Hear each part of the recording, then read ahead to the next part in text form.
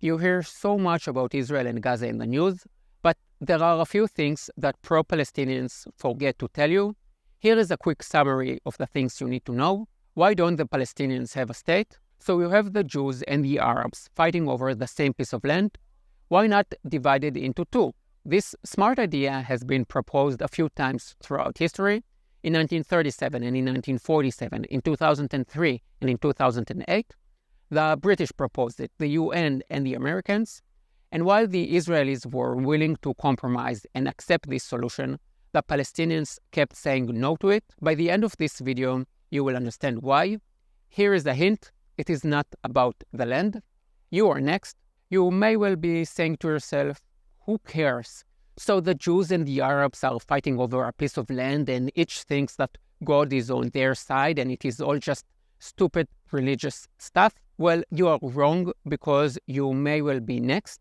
Hamas and all their friends, ISIS, Hezbollah, Taliban, the Muslim Brotherhood, they all want a Muslim world. أرض إسلام وإن البقاع الإسلامية التي اعتدنا على أعداء يوما ستعود إسلامية بل وإننا سنصل إلى ما بعد هذه الدول التي ضاعت في زمن ما ونبشرهم بأننا على موعد.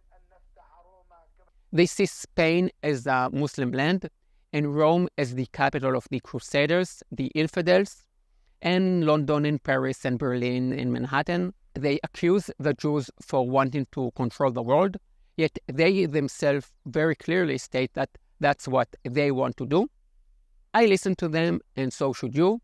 Ignoring reality and wishful thinking doesn't make you morally superior. I urge you to go to one of the anti-Israel rallies happening near you and ask the young Muslims, who, by the way, are the fastest growing community in Europe, whether they prefer European democracy or Sharia law, or whether it should be illegal to be gay. Really, just try it and see.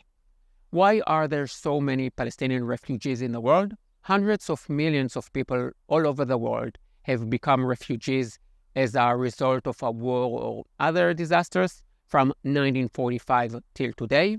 A UN agency was set up to help all the refugees, and there is also another separate agency called UNRWA for the most privileged refugees in the world, the Palestinians. You are probably asking yourself why the world needs two agencies.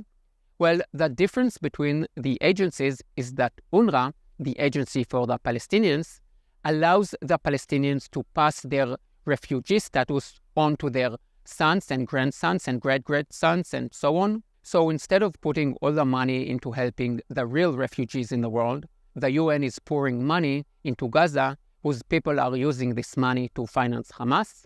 Ethnic cleansing. Israel is accused of ethnic cleansing. Let's check the numbers. In 1948, there were 160,000 Israeli Arabs. Today, there are 2 million. In 1967, there were around a million Palestinians. Today, there are 4.5 million. I'm not very good at math, but I do know that 2 million is more than 160,000. Now, let's have a look at the number of Jews in neighboring countries. In Lebanon, in 1948, there were 6,000 Jews. Today, there are about 100. In Syria, 8 years ago, there were more than 30,000 Jews. Today, there are basically zero. In Egypt, in 1940, there were 70,000 Jews. Today, there are 3. So yes, there is ethnic cleansing going on in the Middle East, but it is the Muslims who are doing it to the Jews. My next video will be about this very topic. By the way, the 2 million Arabs living in Israel enjoy exactly the same rights as the Jews. Is it all perfect and uncomplicated? No. But if you ask Israeli Arabs where they want to live, in Israel or under Palestinian rule, most of them will choose Israel. Israeli Arabs enjoy more rights and a higher standard of living than any Arabs in the Middle East. Did you know that it was an Arab judge that sent the president of Israel to jail? I guess not. Most Israelis don't know about this either. And you know why? Because what does it matter if the judge was a Jew or an Arab or a Druze? The president was a criminal, so he was sent to jail. Hamas doesn't like gays. You will have seen lots of so-called progressive marching proudly with the Palestinians in pro-Hamas demonstrations.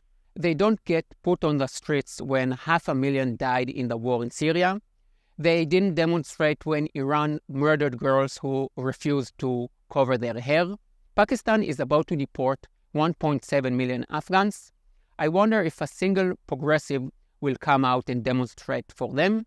The progressive have apparently decided to team up with Hamas. Do you know what one of the first things Hamas did when it came to power in Gaza was?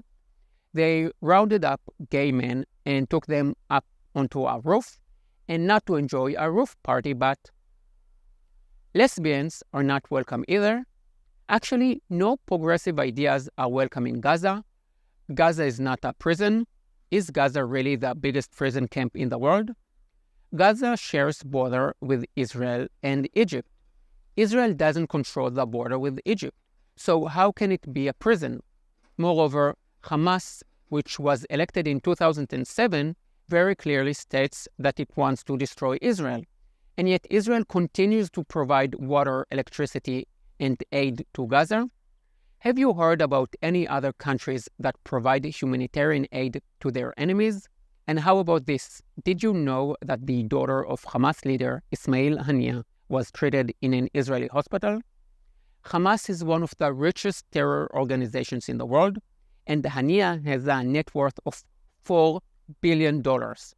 He resides in one of the most expensive hotels in Qatar, while his people are suffering in Gaza. But unlike others who blame Hamas leaders who have billions in the bank and are now living in Qatar and Turkey, I don't blame them. If Hamas enjoys the support of 65% of the people in Gaza, then what is happening is their fault. I will now say a crazy thing that has never been said before by the mainstream media. The people of Gaza are responsible for their situation.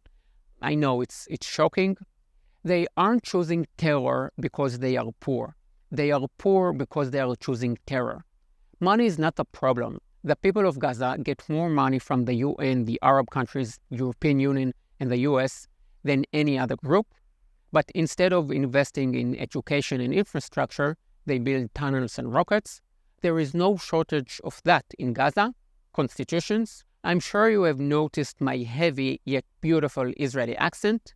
And yes, this is the Israeli perspective.